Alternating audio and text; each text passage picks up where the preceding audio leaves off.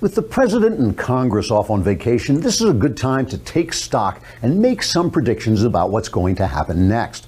Of course, no one knows the future, and so predictions are always meaningless and usually incorrect.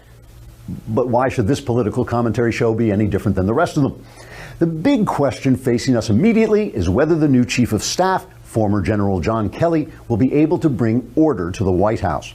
I believe Kelly will solve the problem of Oval Office chaos by taking some very simple steps, like instituting a strict appointment schedule, keeping the office door closed during meetings, and shooting the President of the United States with a tranquilizer dart. After the president loses consciousness, Kelly will chain his enormous body inside a crate and ship him to Manhattan, where he'll be put on display as Trump, the eighth wonder of the world.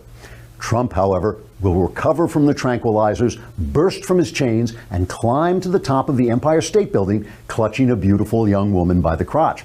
As biplanes circle the gigantic president, firing machine guns at him, Trump will swat the planes away like flies and manage to send out a tweet unleashing a nuclear strike on Wolf Blitzer.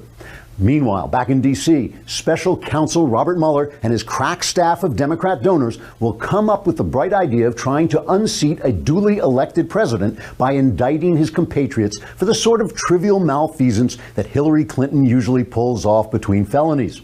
Paranoid talk show host Alex Jones will declare that this is a coup by the deep state. The deep state will respond by declaring that Jones doesn't have a government license to express his opinion and will therefore have to pay a fine of $5,000 a day until he obtains a license by leaving a paper bag full of cash in the men's room of the Starbucks nearest FBI headquarters. Furious at the deep state coup, Trump voters will rise up to protect the president, whereupon Democrats will suddenly realize Trump voters own most of the guns in the country, and that maybe trying to unseat their president for no reason wasn't such a brainy idea. Panicked by the rebellion, the Democrats will call the military and will receive a recorded message saying that the military isn't in right now because it's out protecting the president from the deep state. At this point, Nancy Pelosi will announce that when she recently said she would never resign, she actually meant she had resigned 6 months ago and was now living with a 27-year-old psychiatric nurse named Lance in the sprightly European Principality of Liechtenstein.